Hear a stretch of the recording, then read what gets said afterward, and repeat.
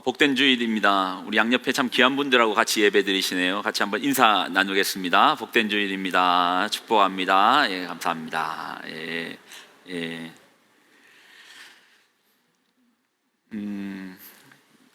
2004년 12월 26일 크리스마스를 하루 지난 인도네시아의 아체주 해안, 저 멀리 바다에서 30m의 거대한 장벽이 세워졌습니다. 자세히 보니 파도로 된 벽이 해안으로 다가오는 겁니다. 시속 800km. 수마트라 섬 서부 해안에서 발생한 규모 9.2의 초대형 해저 지진 쓰나미입니다. 실로 엄청난 대재앙이 동남아와 인도양을 뒤흔들었습니다. 14년 전 오늘 인도네시아 수마트라 섬 인근 해저에서 규모 9.1의 강진이 발생했습니다. 지진은 해일로 이어졌고 높이 10m가 넘는 파도는 무서운 기세로 인근 해안 지역을 덮쳤습니다. 온 힘을 다해 지붕 끝을 부여잡아 보지만 가족들이 하나둘씩 황토빛 급류에 휩쓸려 떠내려가는 모습을 망연히 바라볼 수밖에 없습니다. 해일은 지구 반대편 아프리카 동부 해안까지 쑥대밭으로 만들었습니다. 소말리아 해안 마을은 흔적도 없이 사라졌고 수백 명이 사망하거나 실종된 것으로 알려졌습니다.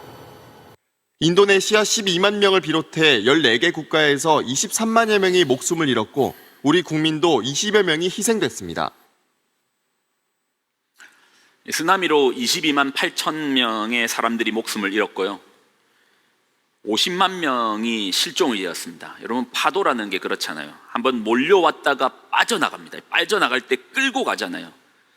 인도양의 깊은 바닷속으로 얼마나 많은 사람들이 빨려 들어갔는지를 모릅니다. 150만 명이 고향을 잃었고요.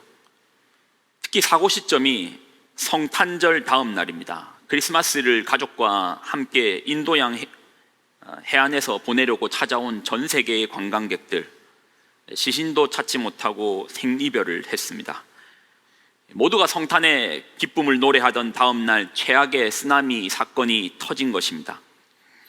그때 시사문화 잡지인 슬레이트라는 잡지에 실렸던 기사 제목이 이것입니다. 이번에는 너무하셨다고 신께 말씀드려라. 이제 신을 거부할 때가 되었다. 이 이야기는 조금 뒤에 다시 하겠습니다. 자, 오늘 본문을 다시 한번 볼게요. 이번에는 세 번역으로 한번 읽어보겠습니다. 자, 3장 20절 여러분이 한번 읽을까요? 자, 시작.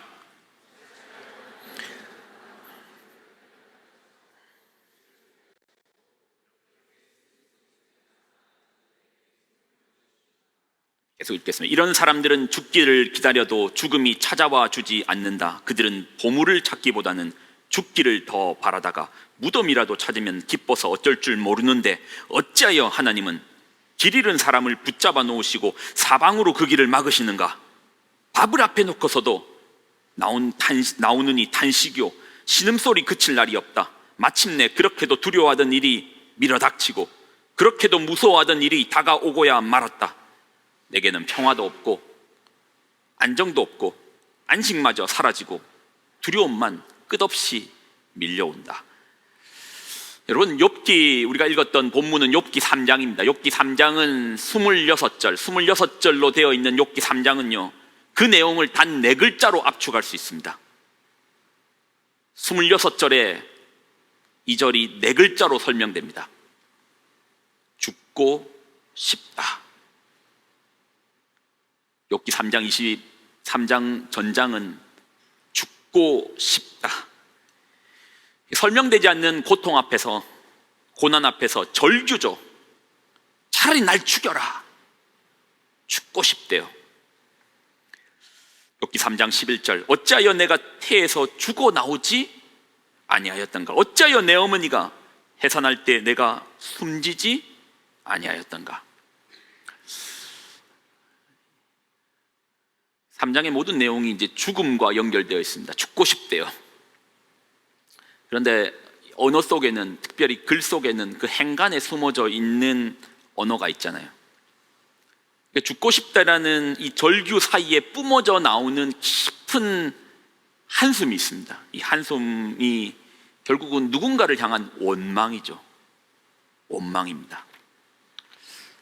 20절, 어찌하여 하나님은 고난당하는 자들을 태어나게 하셔서 빛을 보게 하시고 이렇게 쓰디쓴 인생을 살아가는 자들에게 생명을 주시는가? 어찌하여 하나님은 길 잃은 사람을 붙잡아 놓으시고 사방으로 그 길을 막으시는가? 여러분, 어릴 때 부모님에게, 특별히 이제 엄마에게, 어머니 말고 엄마에게, 엄마 나 죽고 싶어, 절대 해서는 안 될 말인지를 너무 잘 알기에 하는 말 있잖아요. 부부간에도 그렇죠. 나 당신이랑 있으면 죽을 것 같아, 숨이 안 쉬어져. 뭐 이게 자신의 건강 상태를 말해주는 겁니까? 여보 나 지금 맥박이 잘 안 뛰어, 아니면 두통과 스트레스로 생명이 지장이 있어, 그걸 말합니까? 뭐 그거 말하려면 의사한테 말해야죠. 왜 엄마에게, 왜 애꿎은 아내에게, 남편에게 죽고 싶다고 말합니까? 그 말 속에 담겨있는 행간에는 무엇이 담겨 있습니까? 나 당신이 원망스럽다고, 나 당신이 원망스럽다고. 욥이 태어난 날을 저주합니다. 무슨 말 하고 싶은 겁니까? 하나님, 나 당신이 원망스럽습니다. 여러분, 이걸 우리가 어떻게 받아들여야 되죠? 당황스럽지 않습니까? 주신 자도 여호와시요, 취하신 자도 여호와시오니 여호와의 이름이 찬송을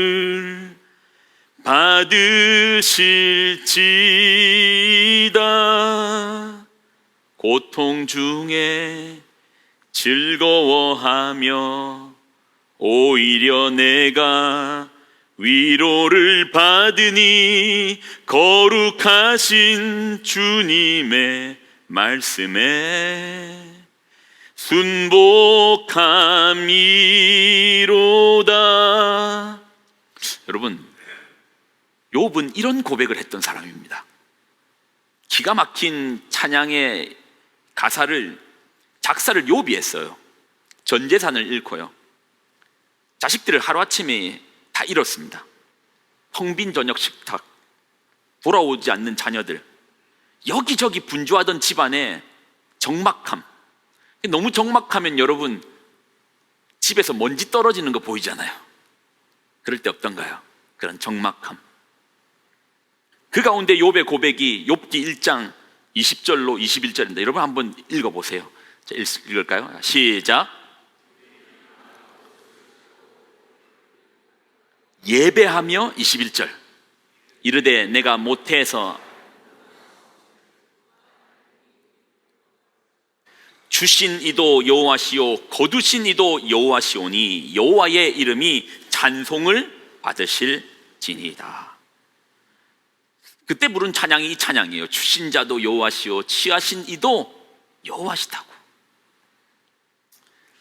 그리고 2장에서는요 욥이 자신의 몸이 흉측하게 변합니다. 온몸에 종기가 나는 거예요. 전에 한번 말씀드렸죠. 저는 이 가려움이라는 질병에 대해서 한번 제대로 알아봤습니다.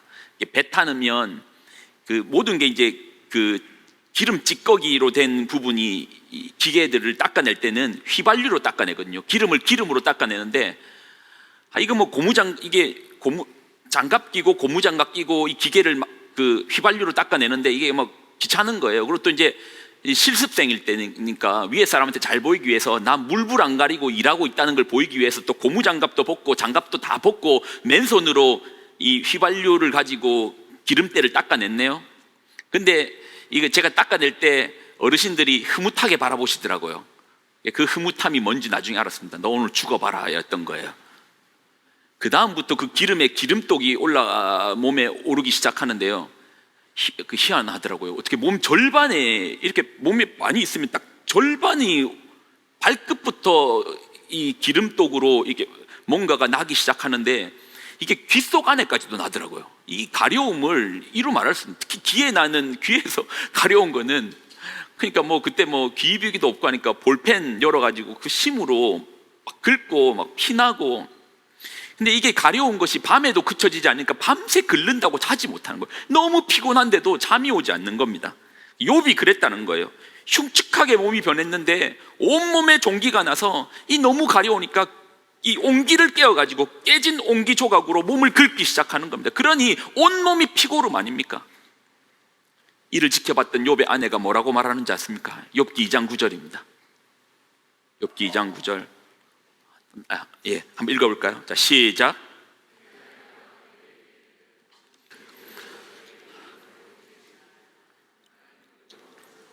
하나님을 욕하고 죽으라라는 아내에게 욥이 뭐라고 말하는지 압니까? 이거 제가 읽어드릴게요.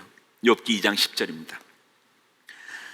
그러나 욥은 그에게 이렇게 대답하였다. 당신까지도 어리석은 여자들처럼 말하는구려.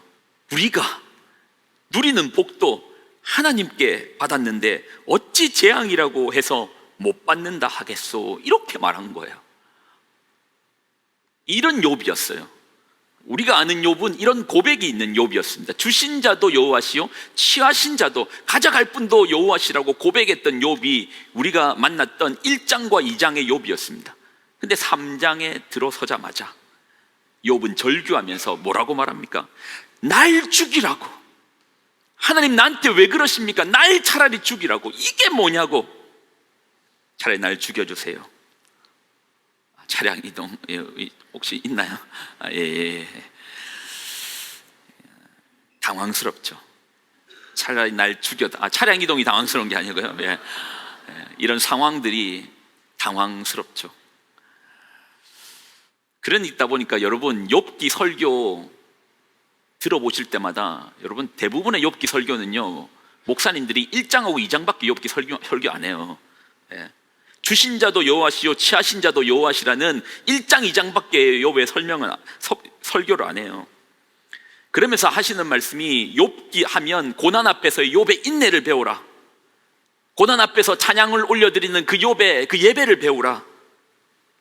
근데 욥기는요 욥의 인내를 배우라고 주신 책이 아니에요. 욥기는 42장이거든요 42장 중에서 욥이 하나님 앞에 이런 상황 가운데 예배하는 장은 1장 2장 말고 없어요. 나머지 40장의 모습은 2장 빼고 나면 욥은 분노, 억울함, 원망, 답답함, 괴로움에 찬 울분, 이 모습이 대부분인 거예요. 그 속에 어디에 인내가 있습니까? 원망하며 차라리 날 죽이세요라고 하는 욥이 대부분인데, 그러니까 설교 강단에서 3장 이후에 욥은 찾아볼 수가 없습니다. 왜요? 우리가 기대하는 답이 아니거든요. 우리가 원하는 답이 아니거든요. 하나님과 우리 사이 어떤 공식 같은 걸 우리가 만들어요. 하나님과 우리 사이에 어떤 공식을 만듭니다. 우리가 이 공식이 이제 하나님이 정하신 공식 같지는 않고 하나님과 우리 사이에 어떤 공식이 만들어지는데 마치 이런 거죠. 자, 실패했습니다. 감사하라. 고통 중에 즐거워하라. 그리 아니하실지라도 감사하라. 물론 이런 신앙이 있죠. 그런데 이런 신앙 속에는 시간이 걸립니다.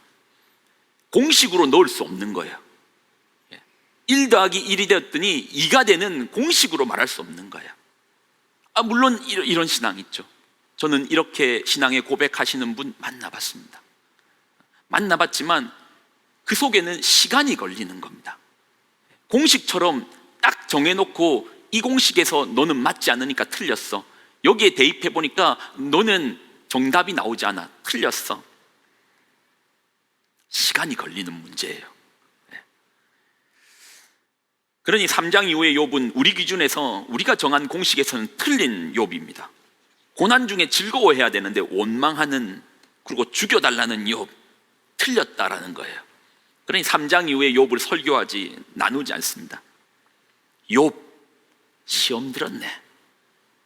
고난 때문에 시험 들었네. 여러분 제발 시험 들었단 말 하지 마십시오. 애가 대학에 떨어졌습니다. 그런데 틀린 사람이 되기 싫으니까 이런 식으로 교회 마을 모임에서 고백해야 되는 거예요. 야, 하나님께서 교만한 나를 고치시기 위하여, 나에게 겸손을 가르치기 위하여 대학에 떨어뜨려 주셨네. 감사합니다. 진짜입니까? 네. 속마음은 차라리 날 죽여요. 이게 뭡니까?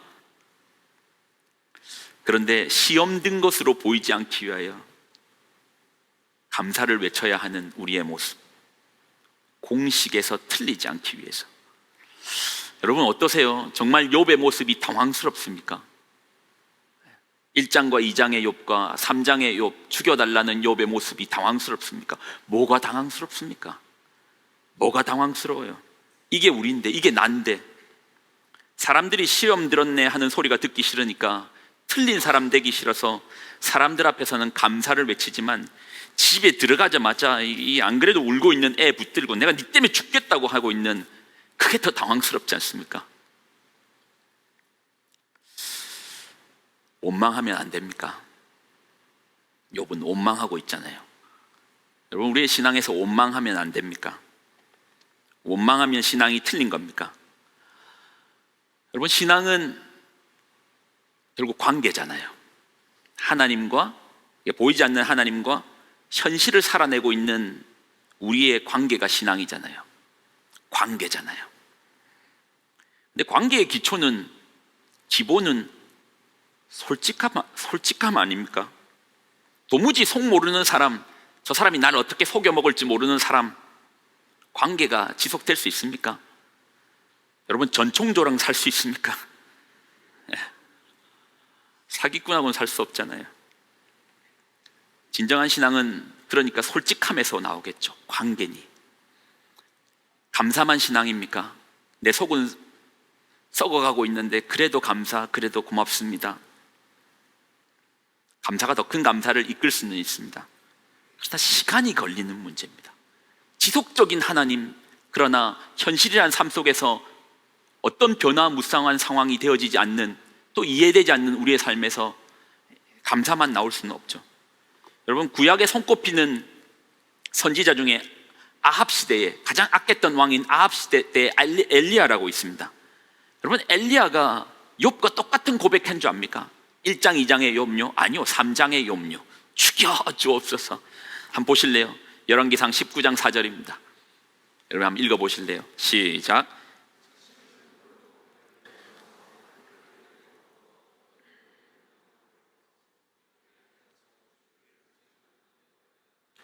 주님, 이제는 더 바랄 것이 없습니다.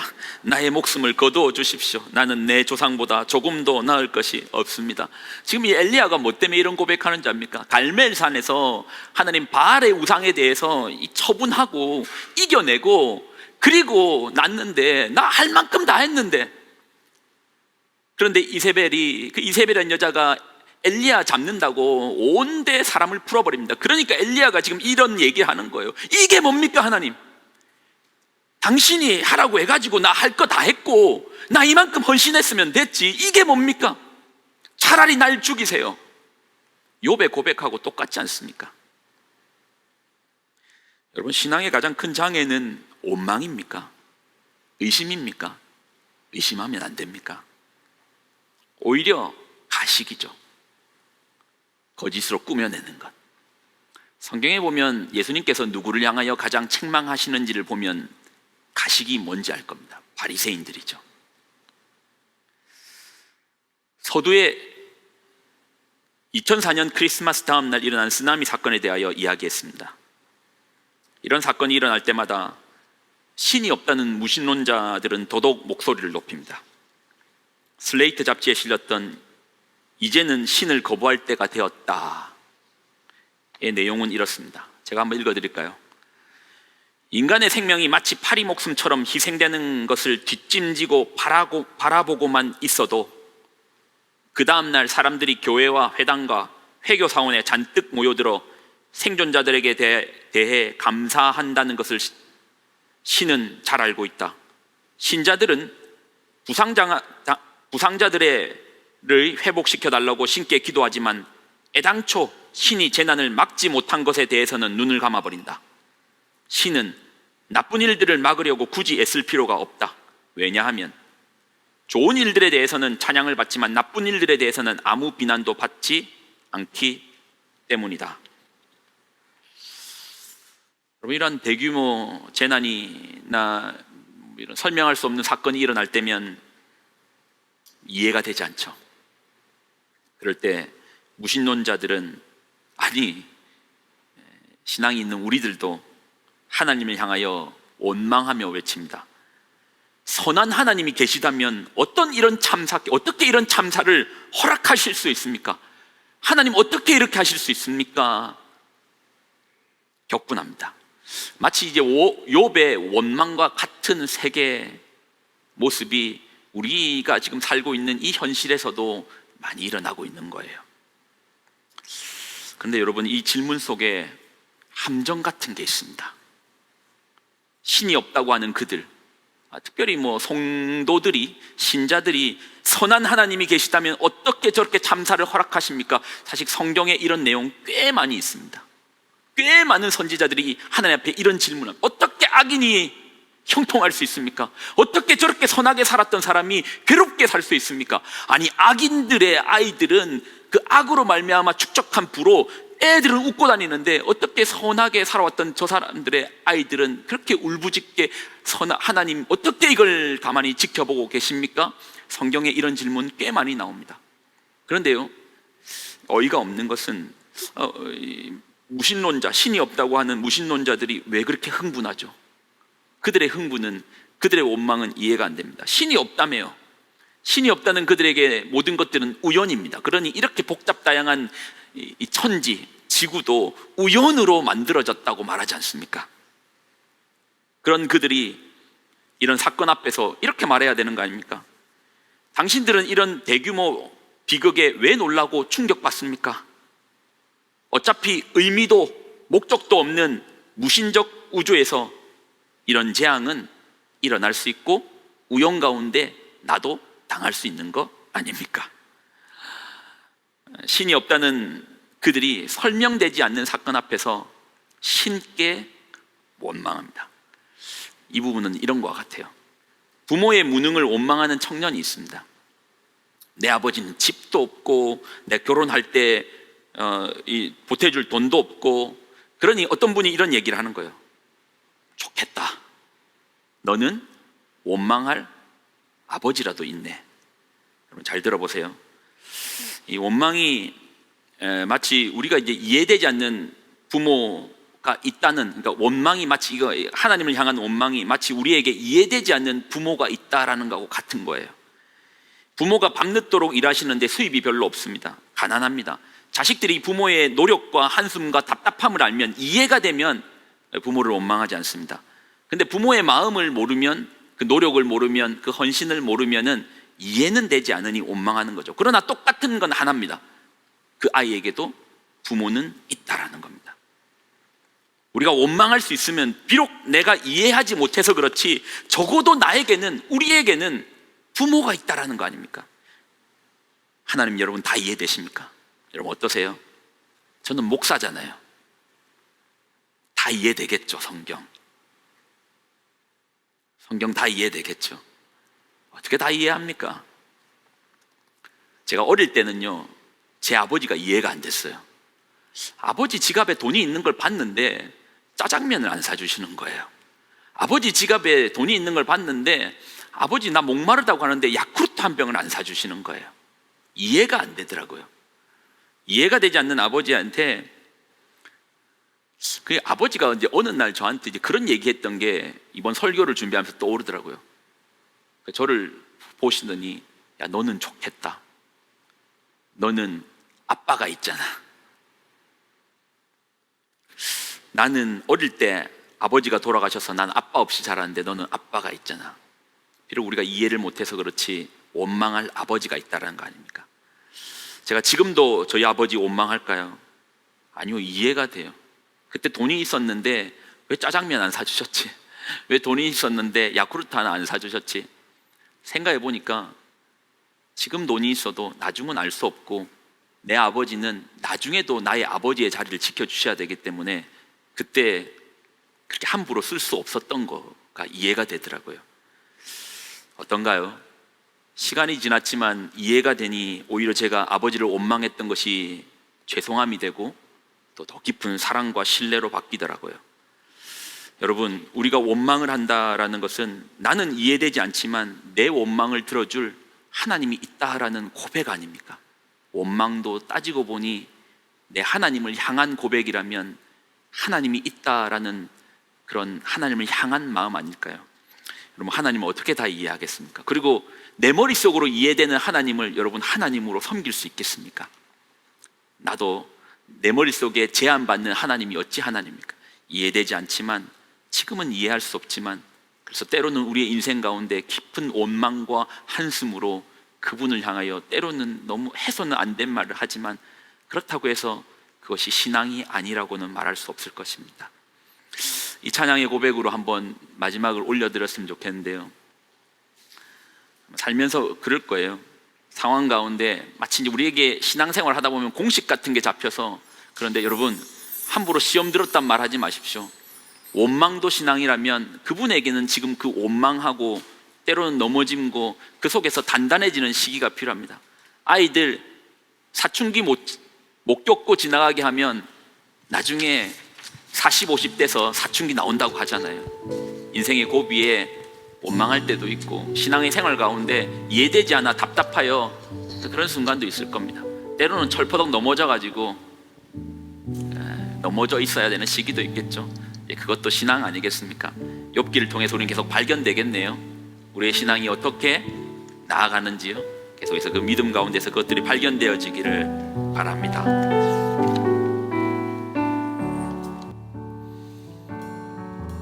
왜 나를 깊은 어둠 속에 홀로 두시는지, 어두운 밤은 왜 그리 길었는지,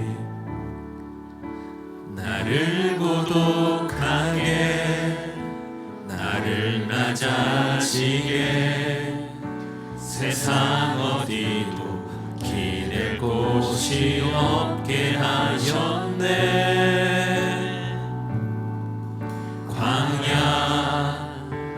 광야에 서 있네.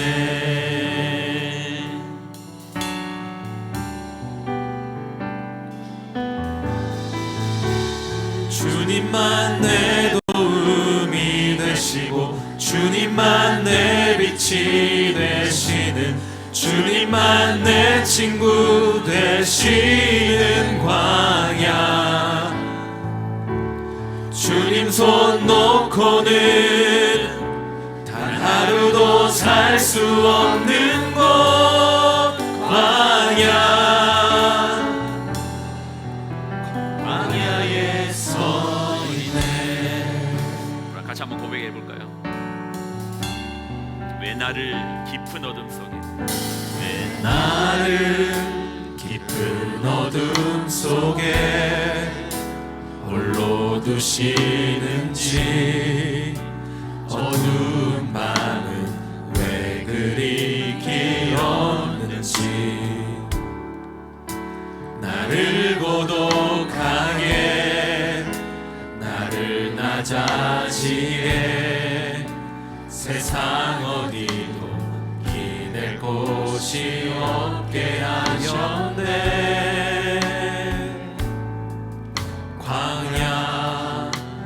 광야에 서 있네.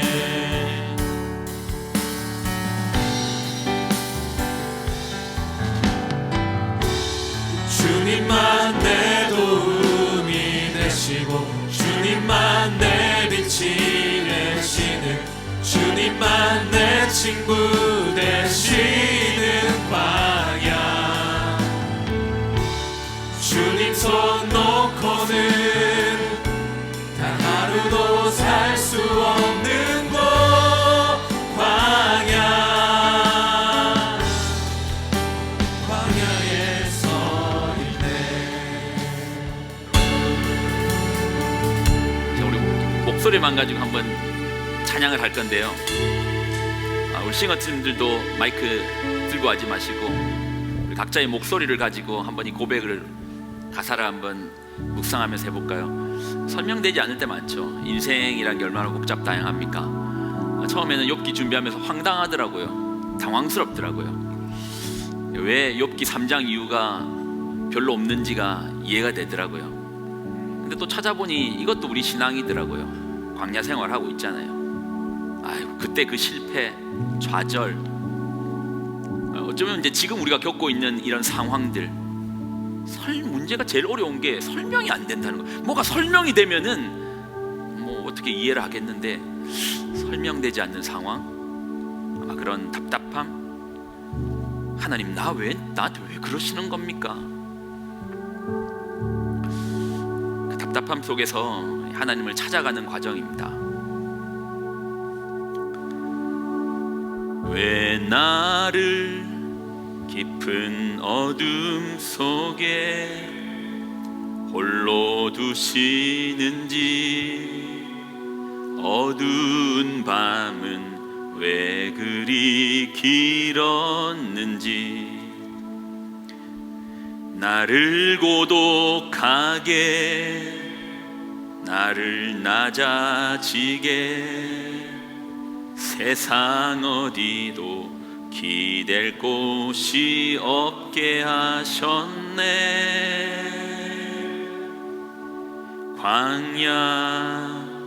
광야에 서 있네.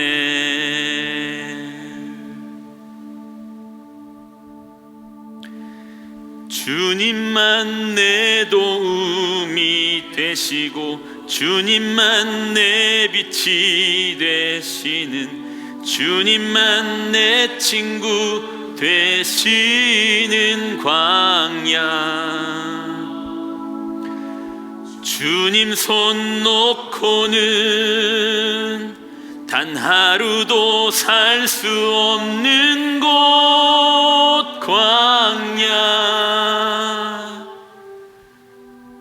광야에 서 있네.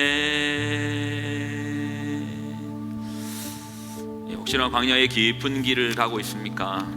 참 어떨 때는 원망하고 싶은데 주변 사람 눈이 무서워서, 시험 들었네 그 소리 듣기 싫어서 아무것도 아닌 채 두꺼운 가면을 쓰고, 혹시 주 앞에 앉아 계신 분 계십니까?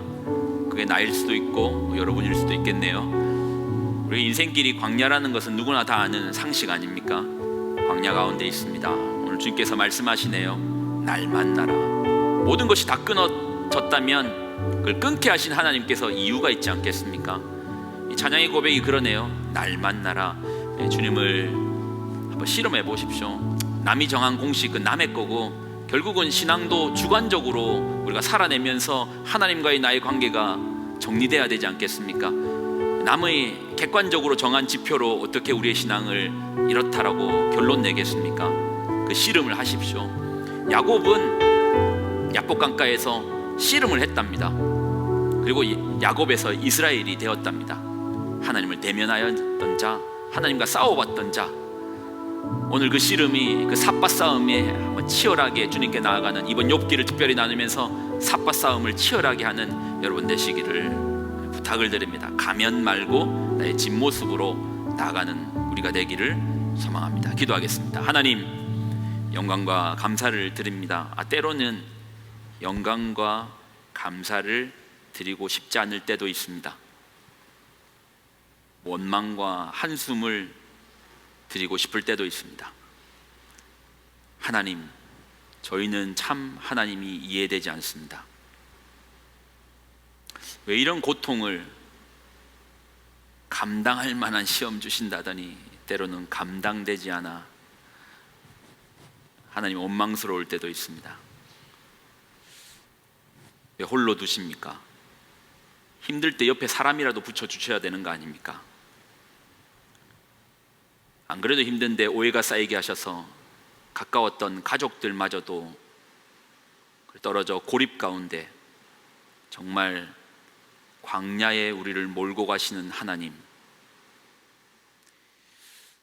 그 속에서 하나님 분명한 뜻이 있음을 또한 고백합니다. 지금은 다 이해하지 못하지만 언젠가 이해되어지는 날, 그때 더 깊은 감사로 주 앞에 올려드리겠습니다. 그러니 지금 우리가 가면을 벗고 주 앞으로 나갑니다.